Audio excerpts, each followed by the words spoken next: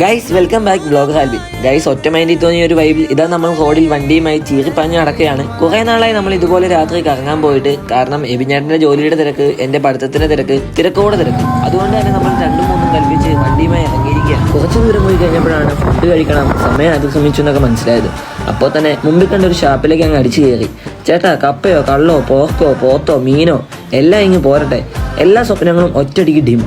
മോനെ, ഇവിടെ ഒന്നും ഇല്ല, കട അടയ്ക്കാൻ പോവാ, പോയിട്ട് പിന്നെ വാ, വേണേ കപ്പയും പോക്കും മാത്രം തരാം. ഹാ, എന്തേലും ആട്ടെ, ഇങ്ങെടുത്തോ എന്ന് പറഞ്ഞ് നമ്മൾ ഫുഡിനെ കാത്തിരിക്കുന്നതിന് മുമ്പ് തന്നെ ഐറ്റം നമ്മുടെ മുമ്പിലെത്തി.